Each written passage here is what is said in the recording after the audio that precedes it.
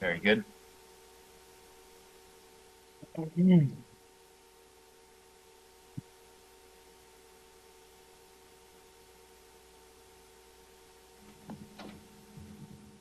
Hey, good evening. Can you hear me?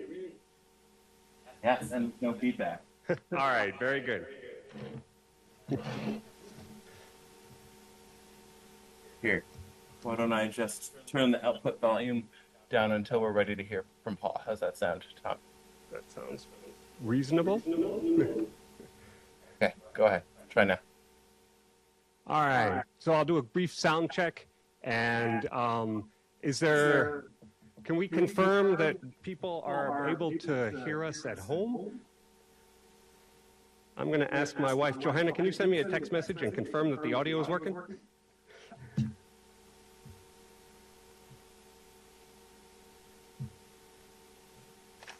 Is Johanna 240602? No. That's me, Paul.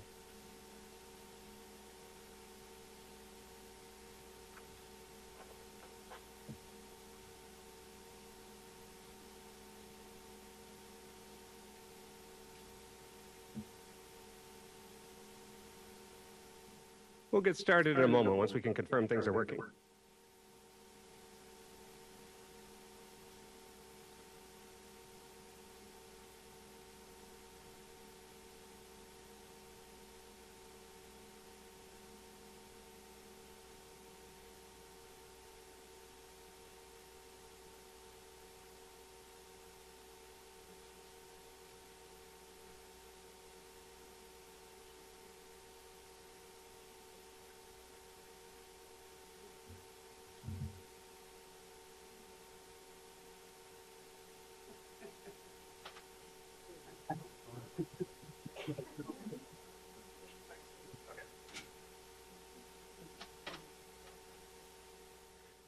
All right, I'm told that we are supposedly live, so we'll just get started. Cool. All right, so first, I'm Tom Jones. I'm chair of the GHI Nominations and Elections Committee. This evening's program, as you may have seen, is being recorded. The city plans to post a recording online on the city website at www.greenbeltmd.com by sometime tomorrow. And since our goal is to post a recording of this event publicly, I want everyone to note your presence in this room with these cameras is your unspoken consent to be recorded as part of the video for this event. So I want to welcome everyone to the 2025 Candidates Forum for Greenbelt Homes Incorporated. I'm Tom Jones, chair of the N&E Committee and the GHI Director of Elections. On behalf of the committee, I would like to welcome and thank the candidates with us this evening, and our one remote candidate who could not be here in person, and also our audience here at home. I would like to thank the City of Greenbelt for hosting us here in the City Council chamber of the Municipal Building, and for city staff support with hosting and recording tonight's event. I'd also like to thank GHI for their support, including Deanna Washington, Delisha Slade, and James Claggart, who provide invaluable assistance to the N&E Committee. I'd also like to introduce my fellow N&E committee members, Terry Henderson, Joe Ralbowski, and two other committee members, Luisa Robles and Dan Gelati, are not available. It sounds like we're getting a lot of feedback. I don't know if there's anything that we can do about that.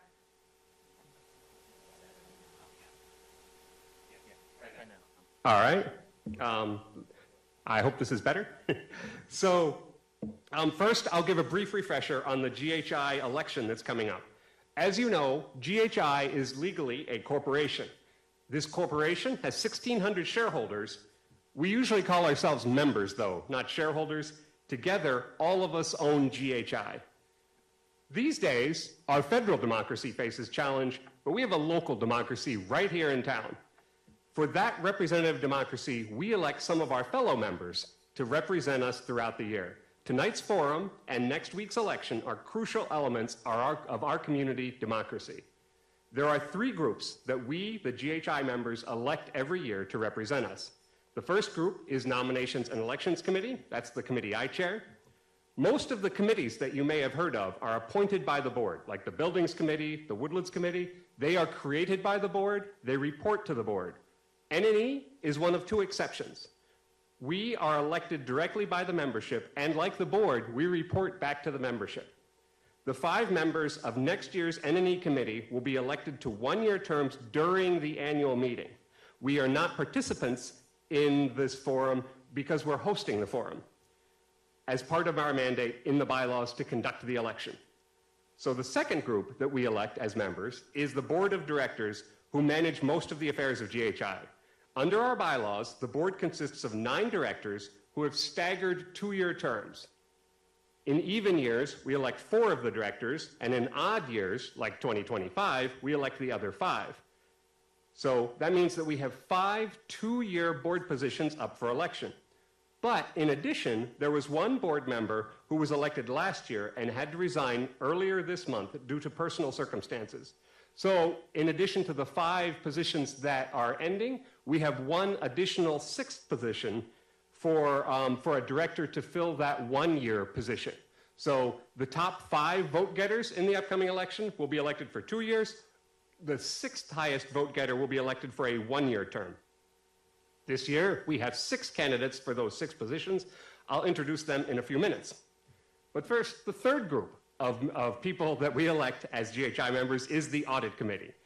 Those are the other exceptional committee. They do not report to the board, they report to the membership. That's why Audit Committee candidates are also here tonight. The Audit Committee is an independent group, separate from the board, separate from N&E. Their job is to keep an eye on the board of directors and other GHI operations. Under the bylaws, the Audit Committee has 3 members who each serve a 1-year term. If you'd like further background on any of the candidates that you'll hear about tonight, the weekly edition of the News Review coming this Thursday, May 1st, is going to have biographical sketches written by each candidate. This is what the first page looks like. The same information will also be available on the GHI website at ghi.coop/election. This forum is another way for you to learn about the candidates. The 2025 annual GHI meeting will begin at 7:30 p.m. next Thursday, May 8th. If you wish to participate, plan to be in the community center gym in person that night, just like last year. If you are remote, you will not be able to participate in votes or discussion.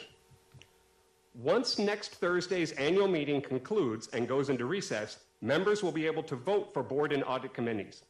Members who have an email address on file will receive a link to cast their ballot online from their internet-connected computer, tablet, or phone anytime at their convenience from Thursday night until 8 p.m. Friday is the time that voting automatically closes in accordance with the bylaws.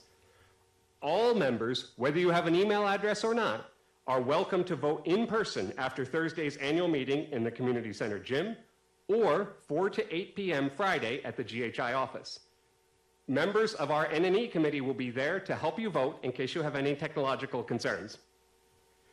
Details about voting are also going to be included in Thursday's news review, and at next week's annual meeting, I'm also going to explain exactly how to cast your vote and what that email is going to look like.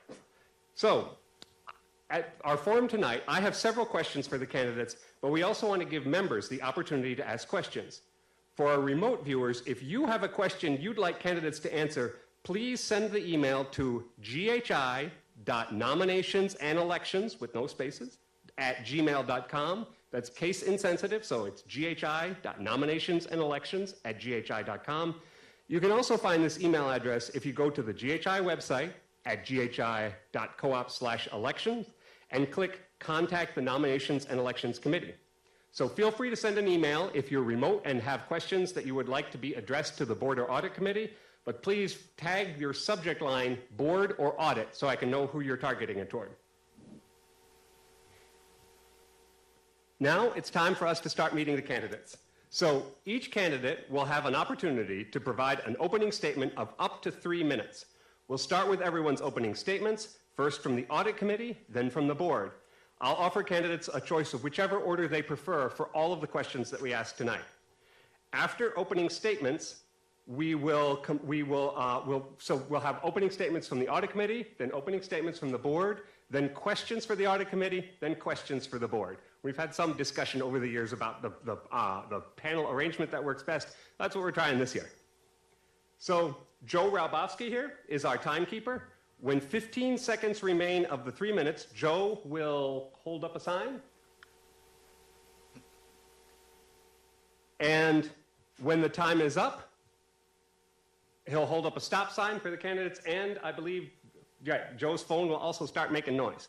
So for all the candidates tonight, please stop talking when the time expires. You have 3 minutes.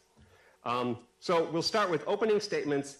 Each audit committee candidate, in whatever order you choose, is welcome to talk for up to 3 minutes about why you would like to be elected to the audit committee. Who would like to go first?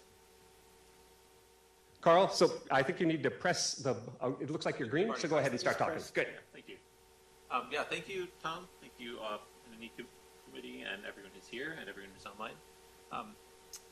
My family and I moved here right about 3 years ago now. GHI, I can actually see my house from here, 2 Southway. And we've just had such a wonderful time in this community, and personally, I'm very excited to be somewhere where people are so involved and take such ownership of their local community, and it's just something that I would like to contribute to in any way that I can. For background, for me, I'm a research economist at the U.S. Census. Please support your local federal workers at this time. I'm currently employed, and I hope to continue to be. And my wife, Elizabeth, is a professor at University of Maryland, and my son Normandy is here for his first civic meeting at age 6. First of many, I would say. No, next year he'll be up here running for the board. And yeah, I guess mainly I'd just like to say thank you to all the committees and everyone who's ever worked at making GHI the place it's been for us so far, and I'd like to continue that myself. Thank you. All right, who would like to go next? Go ahead. Okay. Okay, thanks, Tom. I'm Bill Jones. I retired as a math and computer science professor in 2004 and moved here. Living here since then. I joined the Finance and Investment Committee, both of them, in 2006, and I've been on them ever since then. Hey, that's a long time, isn't it? I was on the board of directors for 10 years, starting in 2011, and then also done a number of other things. Board of the Co-op Grocery for 12 years, treasurer of Streetlights of Bethany for 8 years. That was helps the homeless, I think. Deliverer of Meals on Wheels. I've been treasurer of the New Deal Cafe Co-op. Worked at Bread for the City in Washington, D.C. Volunteer reading tutor at Greenbelt Elementary School, and actor and director at Greenbelt Arts Theater. And most recently, I've been treasurer of the Greenbelt Refugee Aid Committee, and we're helping 2 refugee families from Ukraine by paying their rent and giving them other support. Now, that's kind of my background, particularly the math and computer science professor part, which is why I'm often treasurer of whatever organization I'm in. I've been on the audit committee for 3 years. I hope you will vote for me in the election. I'm proud to be called a bean counter because I work to make sure that our members get the best value for their co-op fees. Thank you. And finally, Stephen. All right. Hi, my name's Stephen Holland. I'm been living in GHI. Well, let's see. I moved to Greenbelt in 2003, almost exactly 21 years ago, actually. I've been living here ever since. Came here to work at Goddard up the road, and been working up there, except for a 2-year stint up at Space Telescope in Baltimore, working at Goddard ever since. Most of my time that I've been in Greenbelt, I've been living in GHI, and right now I'm living up near Ridge and Plateau. Really nice having woods right behind my home. It's amazing. I love it. And really, GHI has got to be one of the nicest places I've ever lived. It's a really nice community, really good people here. Really, the cooperative feel is great.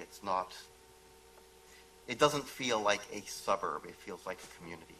I think we're really, really fortunate to have what we have. And a lot of the reason that GHI is such a nice place to live and is doing so well, goes to the, many volunteers that we've had over the years on the board, on the finance committee, on, the Woodlands Committee, all the various, task force and other committees that we have here that, and even people, just do things to help out, picking up litter, stuff like that without formally being on a committee. It's a really great cooperative community in so many ways. The reason I'm running for the audit committee this year largely is because the audit committee, I think, is extremely important. We're part of the systems of checks and balances that were set up, when GHI was formed back in the 1950s. And it's something that I want to contribute to, a way of giving back to the community. So please, vote for me. I think we've got 3 really good people running for audit. We've got 6, seems like really good people running for the board. So please vote. Thank you.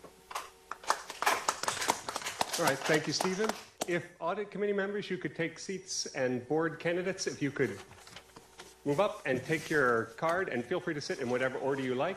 We also have Paul on the screen. Paul, you're visible to everyone in the room here. You can hear me, I presume. And so as soon as you've had a chance to get seated, we'll go in whatever order the board candidates prefer to give your own 3-minute introductions.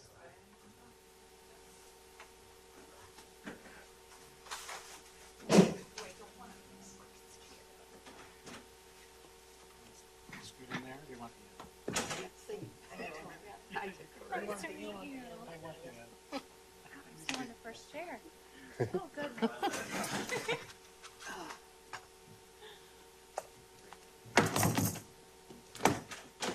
I'm not sure where Chuck Hess is, but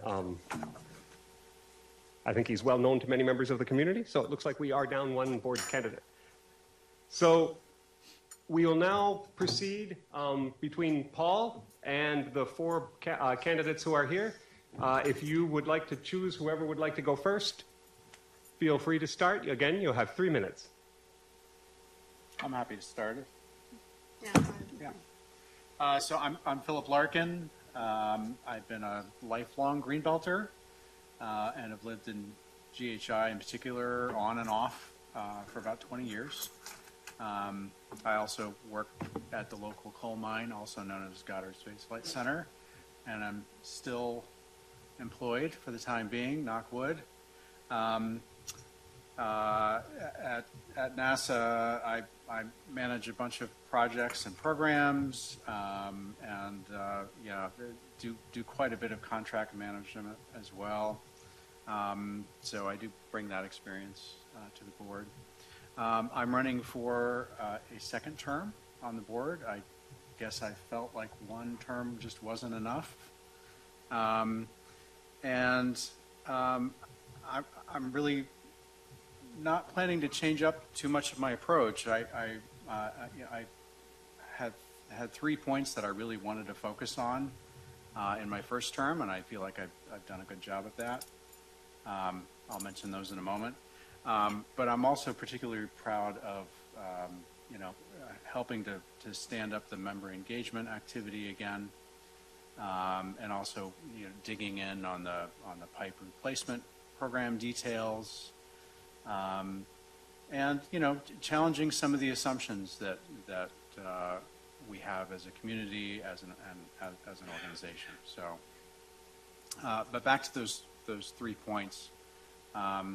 So these were my 3 guiding principles last time. I still think they're, they should be guiding principles for all of us, and those are resiliency of our not only our physical plant and our community, but also our membership. I think we're going to have some resiliency challenges in the very near future. 60 seconds. Thank you. Engagement. I think we're making good headway with that, especially with the member engagement committee. But I think a lot more is needed. I've noticed in my time living in GHI that there's been a little bit of a drift in terms of the relationship between GHI Incorporated and the membership. and it's becoming a little bit more of a, let's say, a condominium model, and I want that to change. And what was the last one? I've forgotten. Efficiency. What are the, more than just about saving money, what are the processes that we can take a second look at? So, hope I get everyone's vote again. Thank you. Thank you, Philip. Who'd like to go next? Why don't we just go in a line? I'll go next. I'm Sabrina Barron. I've lived in 2 Court Southway for 10 years. I'm seeking my second term on the board of directors as well. I've been involved in lots of GHI committees and task forces during the time I've lived here. I was also on the board of directors for Friends of Old Greenbelt Museum for several years. I teach history at the University of Maryland, and Greenbelt was exciting for me for a number of reasons, not least of which is the fact that it's a historic community, and I always wanted to live in a historic community. So on the board, I've been very concerned about the financial welfare of our cooperative and of our members. I'm very concerned about members who might live on a fixed income, for example. That's already been difficult, and I think it's going to get more difficult in the short run, certainly. I'm very concerned about keeping the co-op financially viable, and as we've all seen, things can go to smash really fast, and that concerns me at that particular moment that we're in. I would like to see some long-term things like yard inspections improved. That is something that's not rocket science, and it's been an issue for 3 decades. So those kinds of things, I think we could do a lot better job dealing with. I'm concerned about my demographic, which is older single people in our community. It's going to be challenging for us as well. The things that are coming up that we're about to face. So I hope I can lend some energy at least to these things and help our community improve and strengthen for the future. Thank you.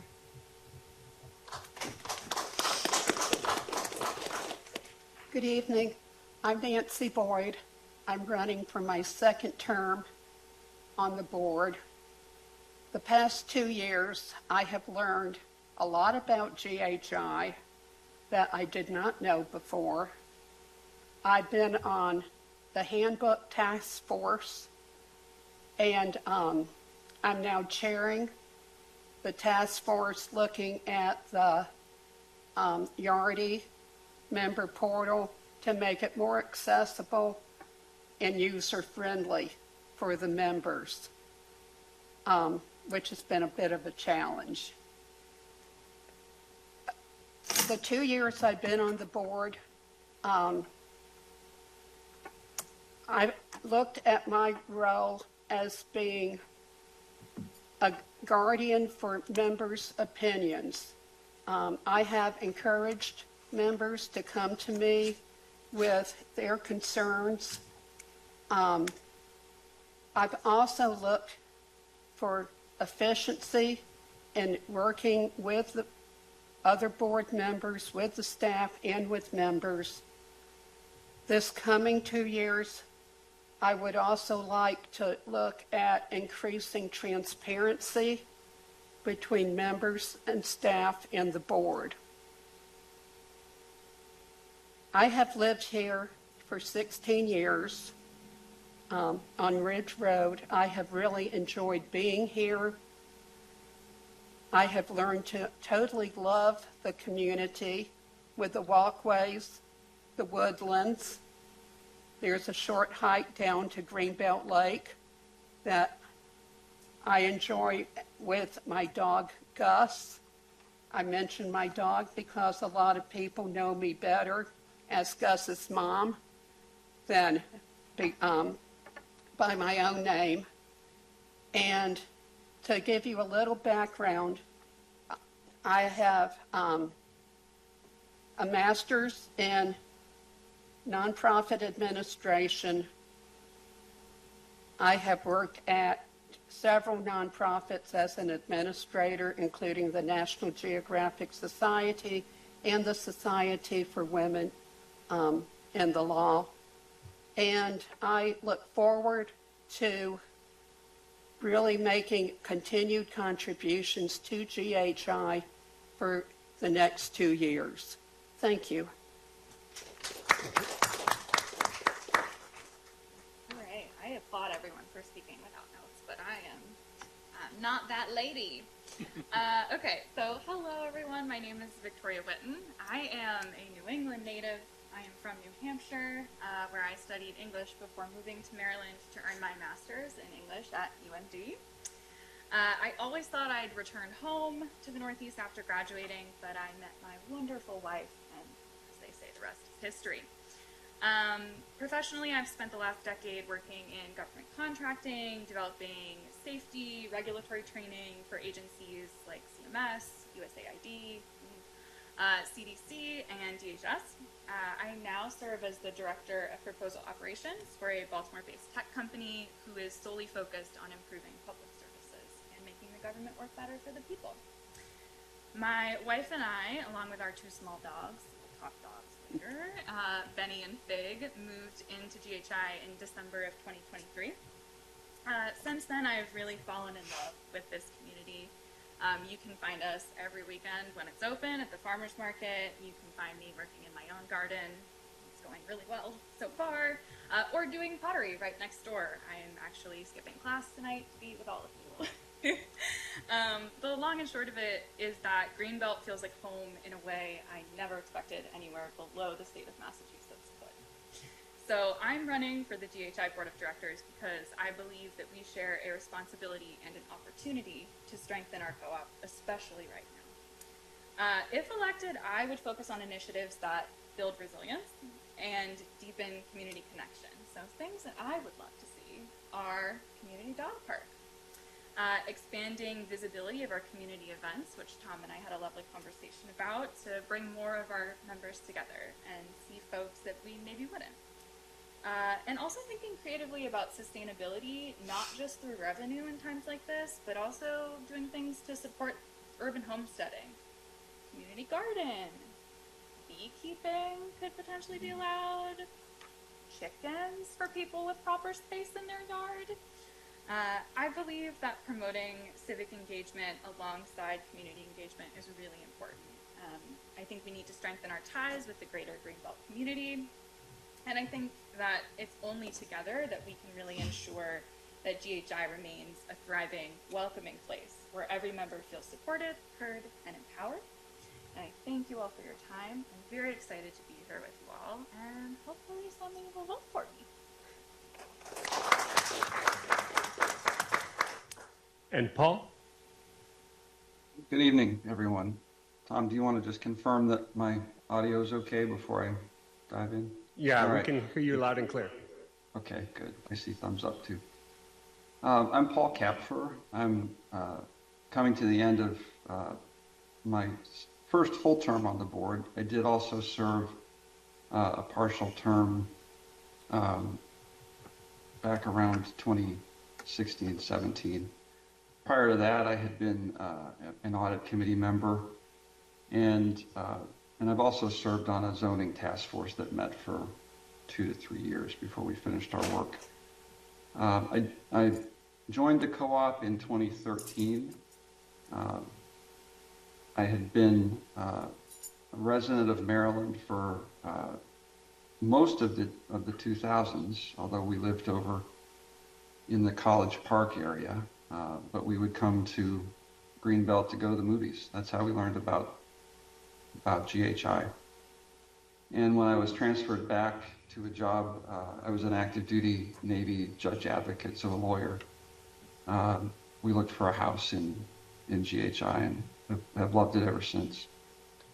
After I retired from the Navy, I went back to Maryland for a degree in real estate development. And I've been working for an affordable housing developer that's based in Chicago. Maybe picking up some Chicago fire engine sirens on my audio. That's where I am right now. I also work remote out of my unit on Hillside Road. And my interests and priorities on the board, I think I could put in maybe 4 bins. One has just been the fundamental principle of fairness. I think it's really important that members be treated the same way when they request service from the co-op or assistance from the co-op, regardless of how elderly they may appear or what their gender may be, or, you know, of course, race, ethnicity, those other important qualifiers. And every once in a while, I've seen it not go that way. By and large, I see that it does. And, you know, the flip side of that ideal, I think, is courtesy. It's also really important to me that the important and truly professional work that GHI staff does be recognized, and that when staff is out in the community, that they be treated as any of us would want to be treated. And then finally, my personal standard, I guess, learned through experience, has been humility. Every time I speak up, including as I speak now, I find that it's a real honor and difficult thing to use my words for good, to convince others with whatever ideas I may have. And it doesn't always succeed. And so my term on the board has been one where I'd like to think I've learned some of those skills better, but also learned that it's okay to fail and it's okay to listen to other people's ideas. That's 3 minutes. I'm done. Thanks. Thank you. We're going to go to audit committee questions now. If board candidates, if you could take your cards with you, that'll make it faster when you come back. And Paul, if you have the opportunity, you might want to set up a timer on your end, because I'm not sure it's easy for us to coordinate with you so closely, but we understand. Okay. All right, so audit committee candidates, if you could come back up.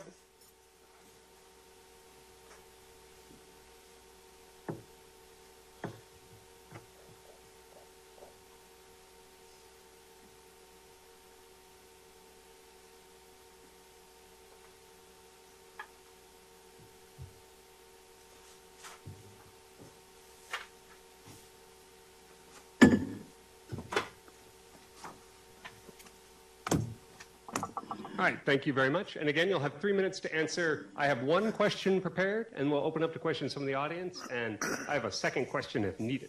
For the audit committee, the first question is, in your view, what is the purpose of the audit committee? Do you believe the audit committee has consistently filled that purpose? Would like to go That's first? 2 questions. Well, it's a 2-part question. Okay. I see you're auditing the question. The bylaws state that there are essentially list 5 purposes of the audit committee, 4 of which have to do with finances. So that's the key, the overriding consideration. But I feel that the audit committee is just keeping an eye, we can make suggestions to the board when we see that maybe they're missing something, didn't think of something, or don't realize the consequence or whatever, that we can make suggestions in those cases. We do not talk anywhere near as much as board members because we don't vote and we're just there to offer an opinion or suggestion when somebody else doesn't think of it. As far as reaching that goal. I think we're doing it pretty well. We have for the last, you know, much as when I was on the board, I felt the audit committee was doing their job, and I feel that we've been doing our job for the last few years. All right, thank you, Bill. I mean, I thought what Stephen said earlier about checks and balances was basically my view of it. I don't expect to have to do anything particularly important because I trust that the board will be responsible, and I really do trust the community members, but you never know. And it's best to be safe. It's best to take a prudent approach to everything like that. As to whether it's done it so far, I do not know the answer to that question, as I have not been involved so far. And to me, everything has seemed above board and good. So to that extent, so far, yes. All right, thank you, Carl. And Stephen?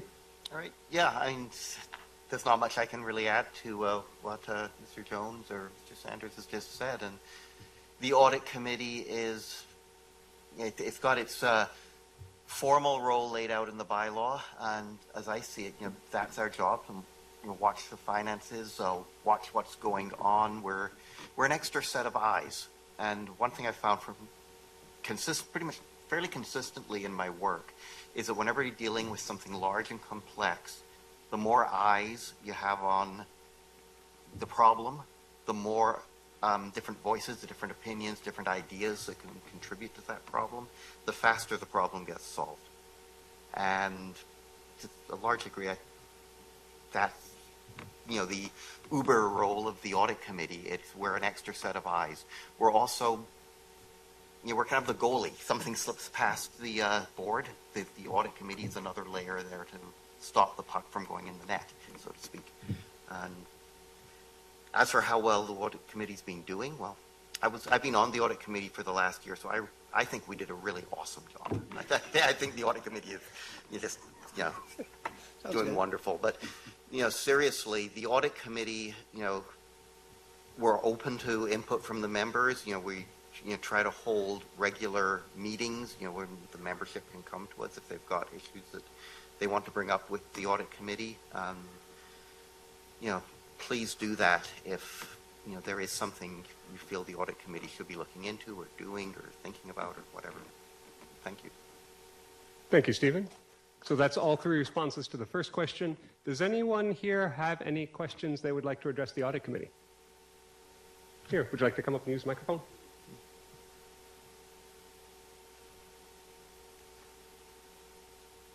Good evening. To the three candidates running, I have a question for you.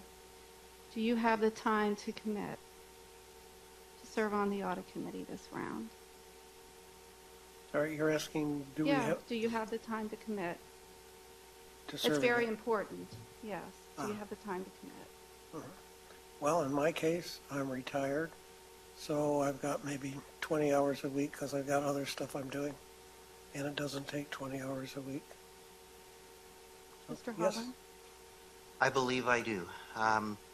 It certainly had some issues last year, some family issues meant I had to be out of the country for a fair amount of time last summer, so kind of a little bit slow getting started with the audit committee. But yes, I believe, I hope that I will have the time to be able to fully commit, to be able to do the work that is needed, that the audit committee needs to do over the next year. Thank you, and thank you for always answering my emails.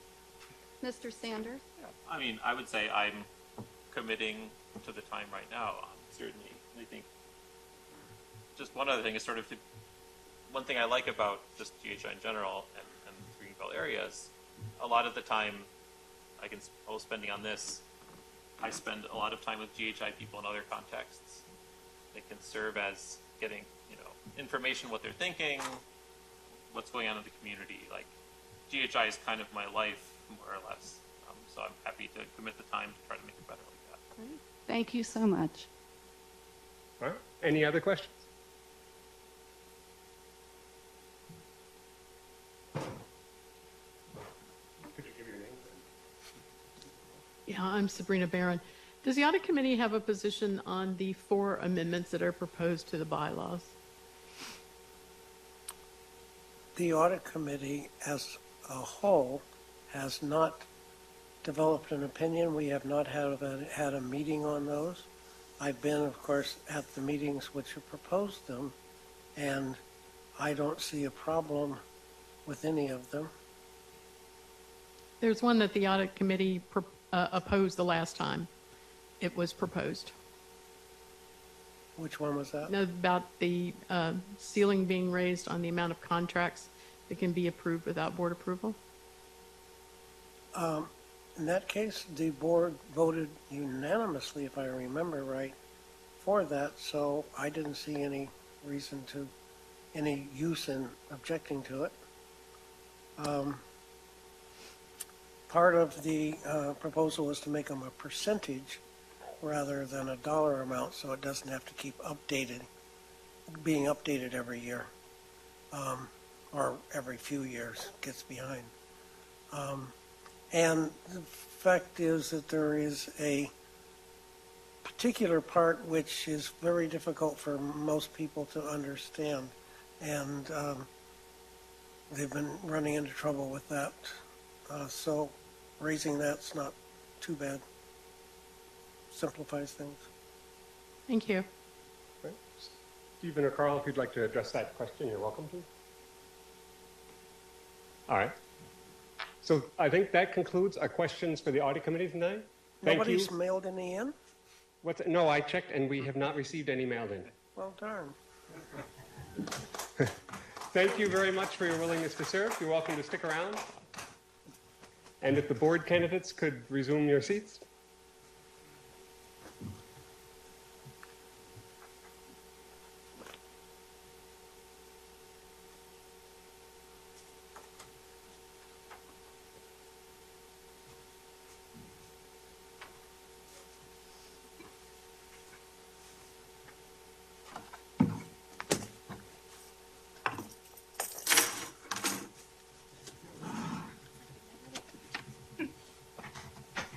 Paul, could you confirm that you can hear us?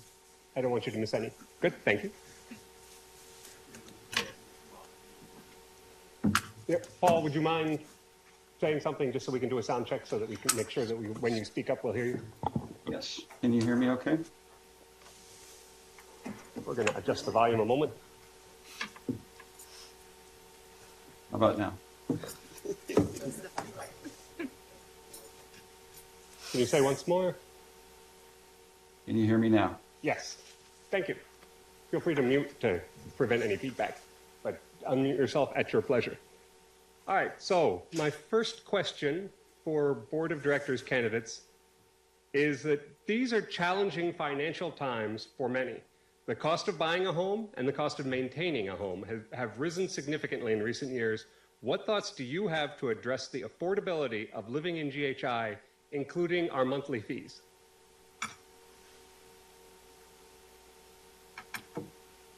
Okay. Paul, did you raise your hand to speak? You're welcome to go if you... You did. I don't want to step on anybody who beat me to the punch, though. Go ahead, Paul. This has been an issue that I've been very focused on since becoming a member of the board. I think that our best strategy for addressing affordability is not to cut costs, but to increase revenue.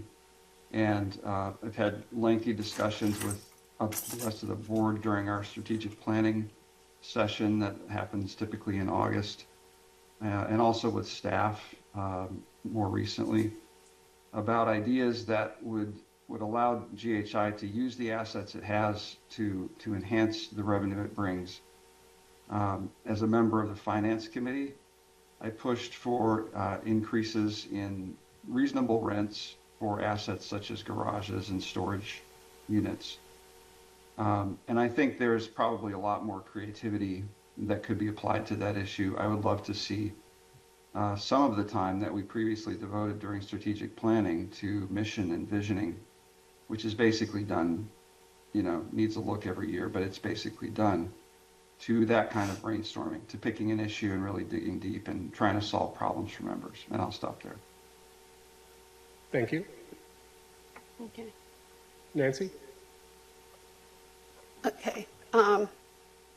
There are several things, county and state, programs that people can apply to have a reduced amount of property tax that I think constantly need to be publicized and encouraged for people to look into. I also think that in looking at when the board looks to approve the budget, we need to look at things very carefully. For instance, if the Social Security COLA is 2.5%, I think we need to keep that in mind in looking at raises for GHI staff, just to make things more amenable, especially at this time, as Sabrina was saying, we're looking at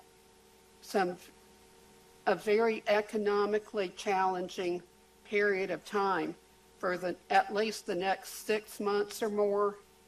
And I think as much as the board can ease up on some of the things that they look at in terms of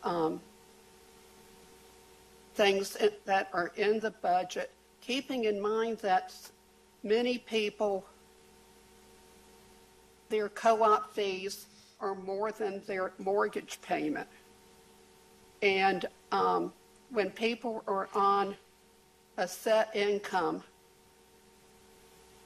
it's very important to keep things realistic. And yes, it'd be great to be able to give staff 6%, whatever raises, but we need to be cognizant of the fact that every time that we increase things, we're also increasing the co-op payment that every member has to pay. Thank you. Thank you, Nancy. Sabrina? I agree with most of what Paul and Nancy both have had to say. I'll disagree with Paul slightly in that, in addition to raising revenue, I do think we need to look for places where we can be economical and understanding that money is not an infinite resource. It's a very finite resource. You mentioned housing. We don't know yet what's going to happen to the housing market in this area with all of the federal employment issues, and if support for older people in our society gets eliminated, as is being proposed for a number of things, that's going to contribute to that problem as well. And I mean, I said this before in the first candidates forum I participated in. I can't afford to live here if I'm not working. I can't. I just can't. And I'm one of those people that my co-op fee has been more than my mortgage ever since I moved here. From the get-go, mine was more. And now it's a little bit more than double of what my mortgage is, my co-op fee is right now. So I think we've got to, as Nancy says, we've got to think about, operating pragmatically. We've got to look at what's realistic and try to live within our means. I think, because I don't think it's a good idea for us to be stretched thin financially with what I personally think is coming down the pike. So, thank you. Philip? Yeah, I wanted to start out by acknowledging Paul and kind of the leadership he's shown over the past couple of years on the revenue side of things, and I think that's really important and not something that I was thinking too much about. We're going to be faced with a lot of challenges that are beyond the control of the board, and already are being faced with those challenges. Rising taxes, big part of the co-op increase. Rising insurance rates, big part of the co-op fee. What do we have control over? We have control of a fairly small portion of the cooperative fee. That portion consists of a lot of things that a lot of our members rely on. Having their gutters cleaned for them, right? There are very few of us who are willing to go up on ladders, and we bought into this community with that expectation. There are efficiencies to be found in that small portion of the co-op fee, but I think they're going to be hard to ferret out. I'm sitting here with a very minor example of this, but it's something I've been harping on for 2 years now, and that I have a stack of paper in front of me that was mailed to me for almost $3. And I opted out of that stack of paper, but yet it came anyway. So there are these kinds of things that we need to really, that we can eat around the edges on, and make a little bit of a difference. But yeah, I'm behind Paul 100% on the ideas of really looking at ways to raise revenue. And lastly, I will say that I think we are facing some really deep uncertainties. And I think probably the most important thing for us to do is to face these uncertainties and these challenges as they come cooperatively, which means engagement, which is something I'm sure I'll harp on in a future question. Thank you. And Victoria? Obviously, I have a lot less experience with what's happening directly than the more folks sitting around me, but I like things that everyone has said. I think it's really important to drive up revenue so that we can decrease costs for folks in the co-op, especially folks who are at risk for being immensely impacted by the social political climate. I also think that it's true that there are small efficiencies that could be dealt with. I happen to agree that I don't think we need it not mailed to us all, but interesting to see it in print as well. But I do think that part of the journey of coming into the board as a new person is learning about what the options are and seeing where I can lend a creative perspective or a different perspective. And so I look forward to being able to do so and doing so reasonably and cooperatively with the rest of the folks on the board. Thank you. Our next question is about natural disasters. Storms and other types of disasters are becoming more common, and there have been hundreds of layoffs this year at the Federal Emergency Management Agency, FEMA. Do you have thoughts on whether and how GHI could or should prepare better for emergencies? Victoria? My family has done a very good job making sure that I don't go full emergency prepper, but I am very, very big on being prepared. So for me, and as we're looking at the climate being immensely affected and we don't have the people to help us in those situations, I'm a big fan of community preparedness and thinking about are there folks within the community that are interested in doing these types of things and seeing if that is something that we could generate within the members to create safe places, designated meeting spots. It's very easy to create kind of waterproof storm supplies, and many of us have attics that we can store those in. And so I think there's a lot of stuff that can be done even just by sending out an email and suggesting hey, it's really good to have these things on hand, or it's really good to put these things together in a waterproof location and make sure you have that available to you if and when this happens. And then of course making sure that there is a good amount of information put out, and then also any alerts as well for anything that we think could be at that level catastrophic. Thank you.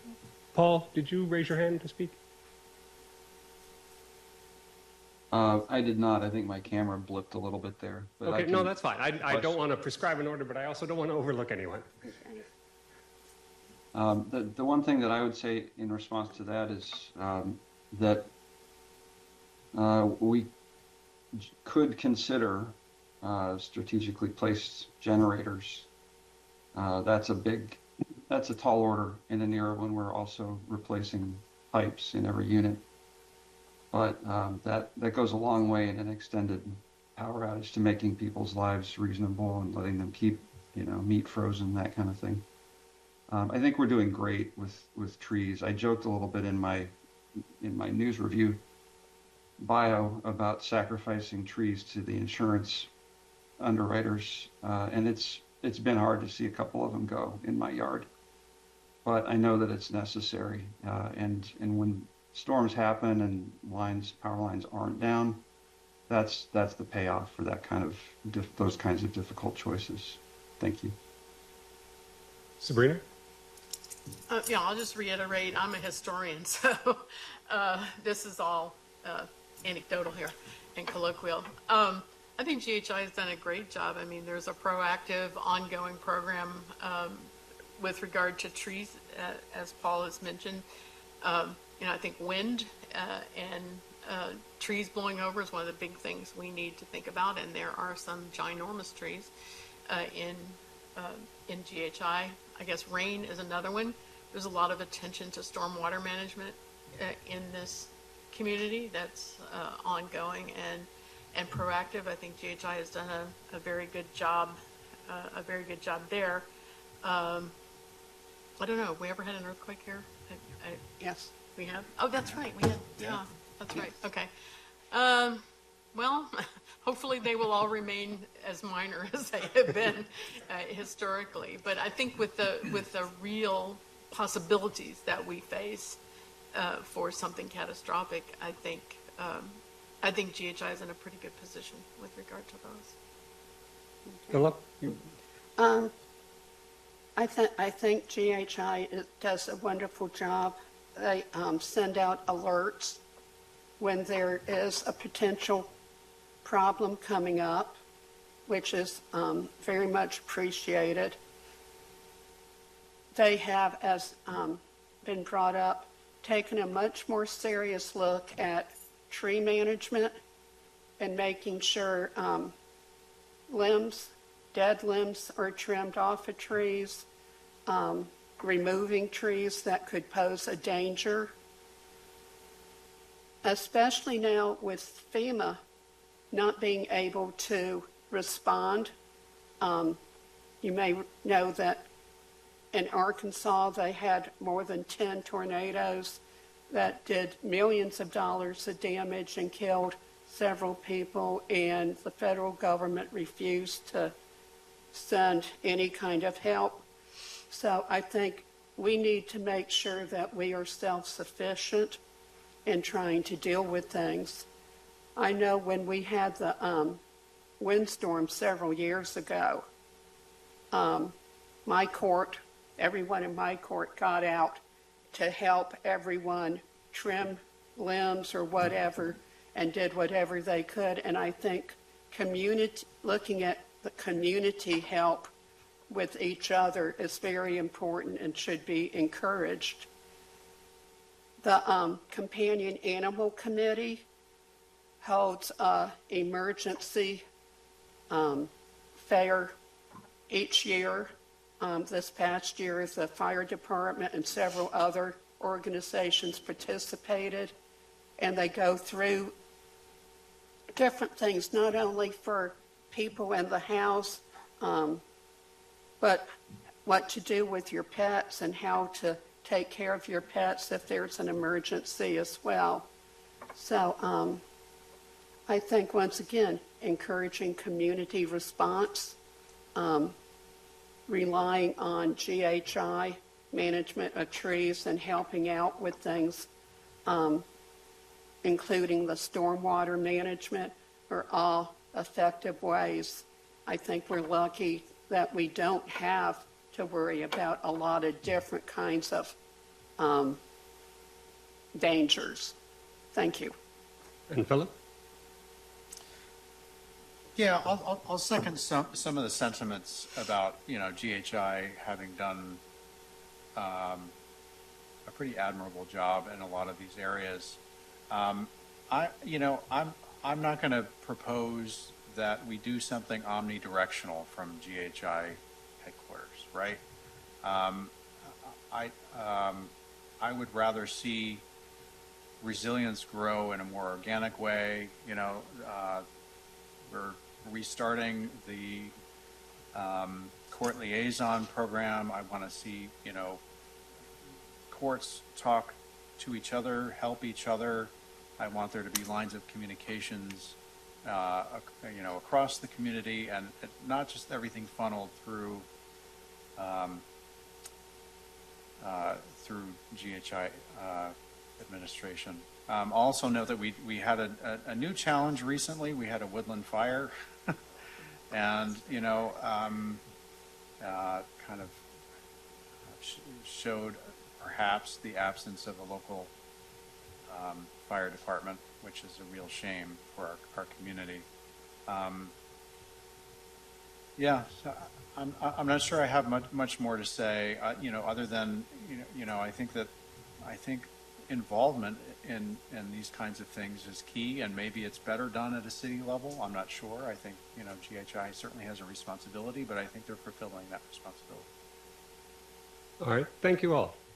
I'll have one more question for the board, and then I'll open it up to any questions from the audience. And again, if you're watching this forum online, feel free to send an email to the ghi.nominationsанdelections at gmail.com email address. That's ghi.nominationsанdelections, all spelled out, at gmail.com. But so first we'll go on with that question. So in many areas, our society is seeing a lot of changes and challenges. Can you speak to one significant risk or problem we have not discussed here that you think GHI will likely need to address in the next few years, and what we can do to be ready for it? Sabrina? One thing we haven't talked about is the potential for the construction of the maglev train. And we're in a new phase of that now where the governor has come out in support of that project. And I think that is a huge danger for GHI physically and economically as well. And we need to be proactive on some of these more politicized issues that could damage our community as well. It's not enough to just write a letter several years ago and think that's enough. You've got to stay engaged in these things. And something like this is, where there's big money and big players involved, it's not going to go away. It's been dormant for a while, but it's back with a vengeance at the moment. So I think that's certainly something that we need to stay on top of. All right, thank you, Sabrina. Philip? The elephant in the room to me is the potential loss of major institutions. Goddard, the Beltsville Agricultural Research Center. We don't know what's going to happen, but it's going to have a profound effect on Greenbelt. If any one of those gets hollowed out to a significant extent, GHI is going to be in trouble. It will survive, but there are going to be some significant challenges. There would be short-term financial challenges, I would imagine. So I'm not sure how we would handle something like the loss of a NASA Goddard. I think we would band together and try to support each other as best we can, but there are limitations to what we can do.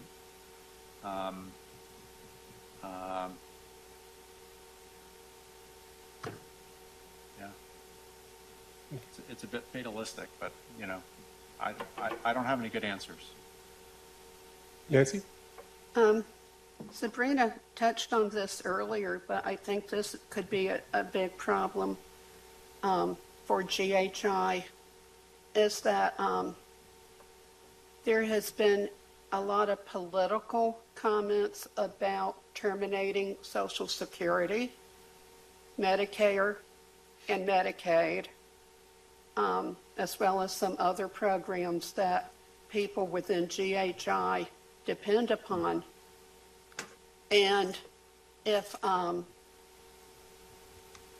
those programs are actually eliminated, then GHI has, I don't know the exact numbers because we haven't really made a count of this, but there are a lot of people who are dependent on Social Security And if that's cut, they are going to be unable to stay in their homes in GHI. And I think this is something that, along with the possible terminations of employment at the federal level, that GHI is going to need to look at, because I'm one of the people, if they were to cut Social Security, I would probably have to look for alternative housing. And that brings us to another point, is that if those things were to happen, then GHI may find itself with a large number of units vacated with possibly no buyers to come in. And it could be real damaging to the community as well as to the corporation. Thank you. Victoria? My thoughts are similar to folks who've already spoken, which is, society's not crumbling, so not just society's crumbling. Society is changing, and if there is a mass exodus from GHI, whether those folks desire to leave, they are forced to leave. I think a lot about how GHI should really be marketing itself more towards people in my specific demographic, which is professional 30-year-olds with small number of children or no children who cannot afford to live in a single family home anywhere in the DMV area. And I can't tell you how many of my friends I've talked this place up to. But I do think that I don't want to say there's hope, because I don't want people to lose their homes or anything like that. But I do think there's an opportunity to capture a new audience of folks who could be interested in living in GHI and helping to support the resilience and strength of the community. And whether that also means, I'm going to sound very socialist for a second, whether that also means that folks can opt in to help cover co-op fees from people who maybe are experiencing unemployment or can't afford their co-op fees that month, or things are just getting too expensive for them.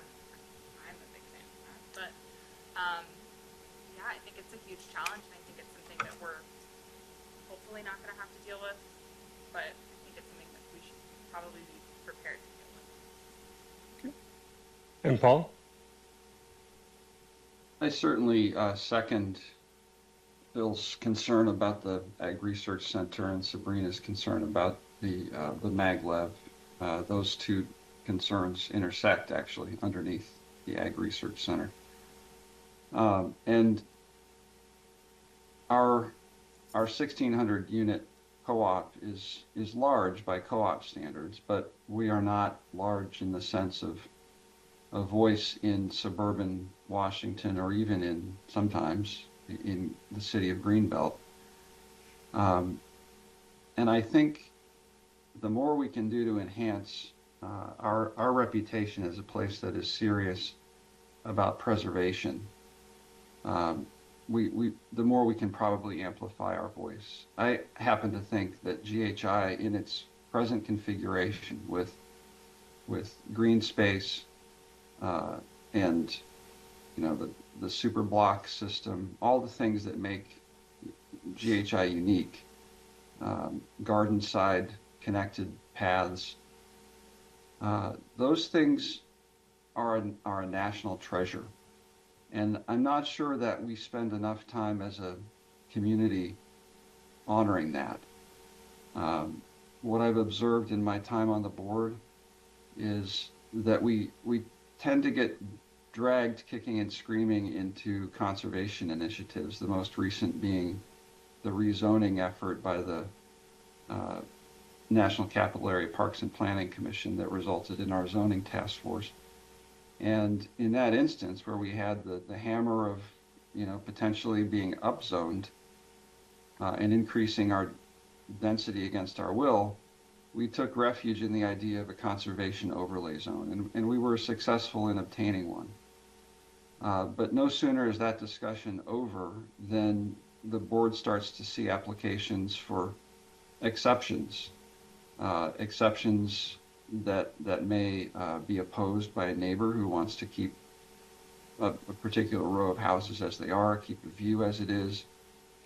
And I see a trend where we're discounting those preferences in favor of non-preservation interests, improvement of the home, ability to remain in place. And it's, as my wife sometimes says, it's not the what, it's the how. I just would like to see us engage in a conversation that's less about my rights as an individual, or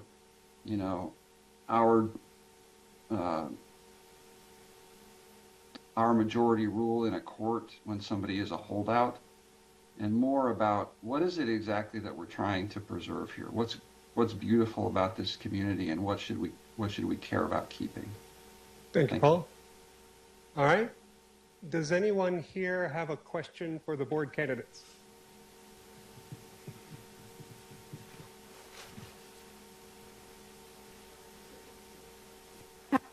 For each board candidate. Not going to leave any. I'm going to start with Ms. Boyd.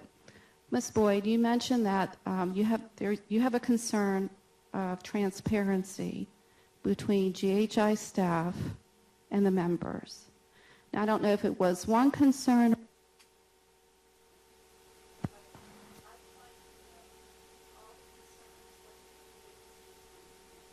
between GHI staff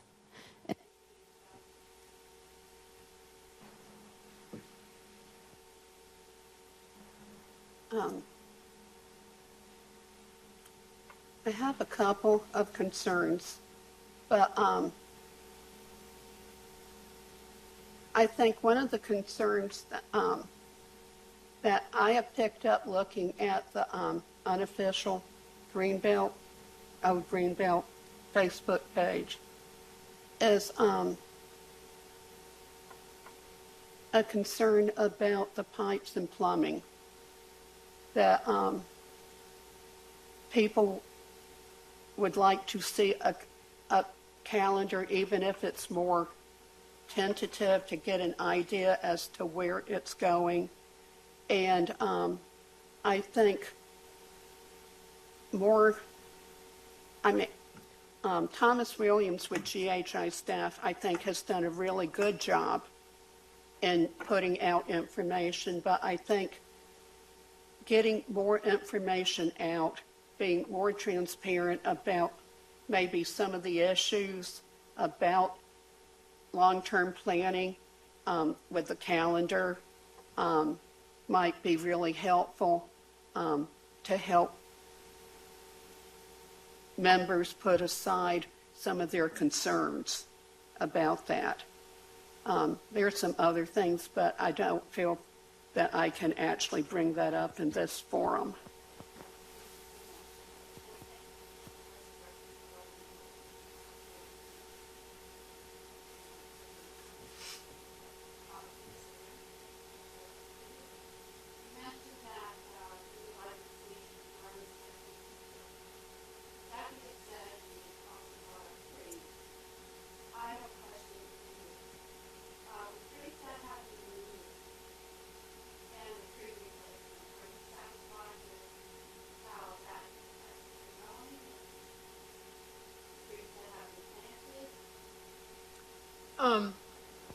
I personally have not been impacted by any tree removal, wanted or unwanted. All I know is what the GHI policy has been, and that is a comprehensive program to remove trees that are within a certain distance from the houses, which I think is a no-brainer. Why that hasn't been done historically, I don't know, but I think that's a great idea. I know there's been concern in the community about one-to-one replacement with planting new trees. I know there is a replanting program. I can't off the top of my head talk to what the ratio is. I don't think it is 1-to-1, but I think it's pretty close to 1-to-1. So I think GHI has done a very good job with the trees. We have an arborist who's involved in all of this as well. So I think it's certainly a lot better than it was when I first moved here 10 years ago.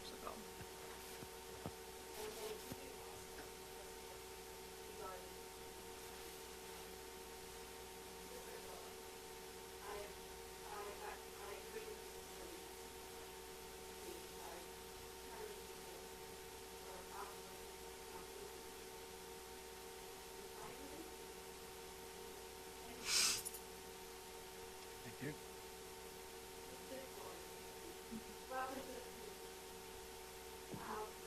I like your idea of having figures. However, those roosters crow at 5 in the morning. Oh, I know. And Paul,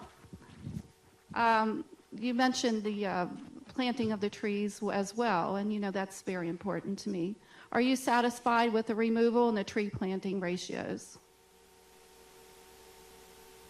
Yes. Okay. And your ideas are always good. Thank you. Thanks, Claudia. All right. Any other questions from the room?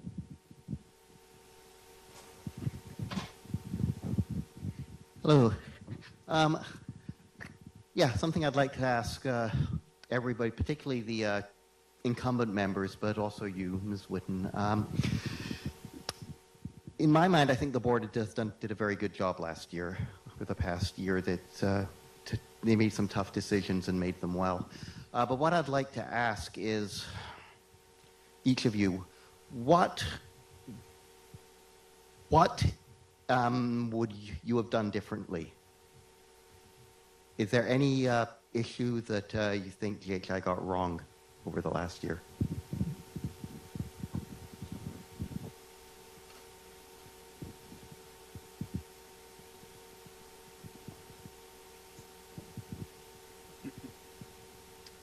Victoria? I'll go first. I'll let them all think for longer. Help out. I don't have an answer. As a member who was not paying super close attention, I can say that my wife and I deeply enjoyed our first year here. Everybody we met was wonderful. I appreciated the cadence of communication that came out from GHI. I appreciated the transparency that we felt that we were seeing from the board. I certainly would not want to join the board if I was like, ooh, that seems a little shady.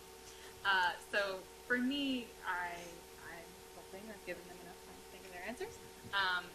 But I'm excited to see sort of what can be done this year and to help kind of continue over anything that maybe wasn't done in the past year that maybe they're looking forward to continue. Philip? I certainly have regrets that I probably can't express in this forum, about the ways that I voted on this or that or the other thing. But what, probably more than the board itself is my biggest regret over the past 2 years is the speed or lack thereof of really standing up the member engagement committee again. I think that's going to be a linchpin to just about everything we want to do. I think it's going to be important, especially moving forward with the pipe replacement effort. I think having those lines of communication that are more informal rather than formal are going to be key. I think having your neighbor explain to you that the pipe replacement program isn't something that's happening to you. It is something that we are engaging with collectively to do. Is going to be key to the success of this thing and to the amount of work and feedback that we're going to get about it. So yeah, I wish we had managed to stand that up, and I take a huge part of the responsibility for that. Sabrina? To echo what Philip said, I think generally, there are some board meetings that I've unfortunately had to miss and not able to vote on issues that I would like to be able to have input into. I think communication, it's improved and it's getting better. But I think, all the conversations that have been going on about the pipe replacement program, if there was better communication, I think we wouldn't have a lot of those questions surfacing. And the most recent one I saw is people being aghast that they're going to have to pay to stay in a hotel themselves rather than GHI paying for it. And, that's information that should have been out there from the get-go, I think. I have personally argued for GHI to have or revive a social media presence of our own, because unfortunately that's how our culture works these days. And I have regrets about several things that I brought up to the board, and they haven't gone any further than that. And I don't feel like I worked as hard as I could to make sure some of those things got accomplished.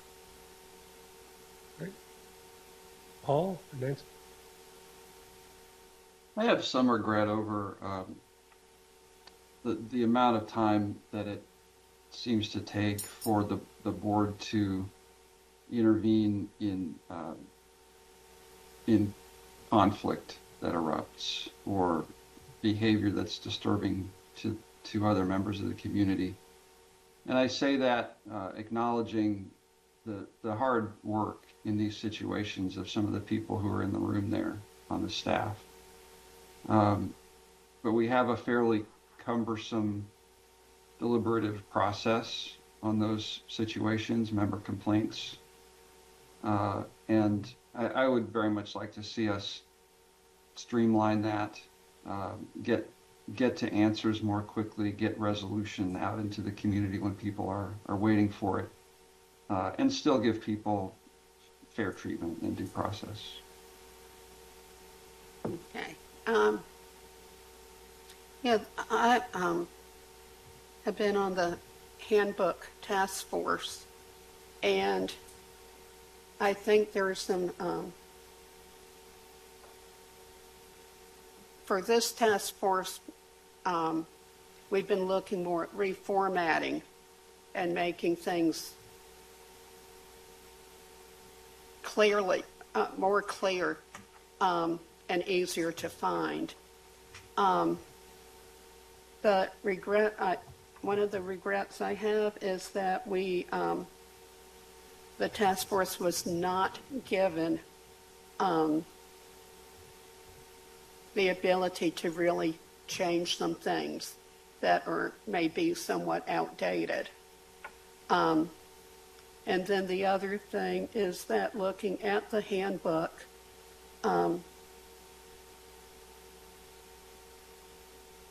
I think the handbook and what it does say needs to be made more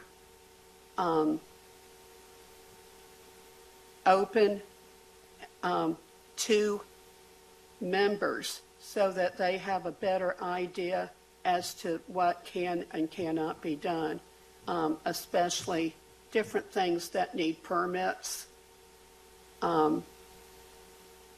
neighbor consent, and I hope that we have a handbook task force too, where we can go in and do some of those things and clarify some other things. Thank you. Any other questions from the audience? All right, then I think we can begin to wrap up. So on behalf of the N&E committee and the membership, I'd like to thank all 9 candidates who have come forward to run for board and audit committee this year. We all know GHI has 1,600 members. These 9 are volunteering to step forward and invest their time and effort so all of us can benefit. I want to thank everyone here tonight for a civil, constructive, and very informative discussion. I think it's clear that all of these candidates are eager to serve the membership and to make our cooperative and community the best place it can be. As I mentioned earlier, we live in a democracy at many levels. Many of the most important decisions happen at the most local level, which for us is GHI, right here in this room, in this community. I'd like to thank GHI staff for their contribution to support for the N&E committee, to Joe Raubowski for running the timing clock, and the City of Greenbelt for providing the facility and the people who helped make this event possible. I'd also like to thank the GHI members who came here tonight, who are watching this forum live, and those of you who are going to be watching this recording in the next few weeks, before the election especially. Thank you for watching and becoming engaged. We have 9 candidates for 9 positions, but I think we have had ample opportunity. If other people feel differently, you're welcome to come forward. The deadline has passed for this year, but if you have different opinions than the people who represent you, please feel free to come forward next year. You can talk to any of us on N&E, and we will be happy to help you discuss the process. So in conclusion, I'd like to ask all members to review the candidate biographies and election information coming in this Thursday's news review. But most important, please come and participate in the annual membership meeting a week from Thursday. That's 7:30 p.m. Thursday, May 9th in the Community Center gym. And please vote in the election, which you can do after that meeting Thursday night or Friday until 8 p.m. Member participation in our co-op is crucial to choosing the leaders who are going to represent all of us in the countless decisions that are needed to manage our structures, our cooperative, and our community. Thank you very much for participating, and good night.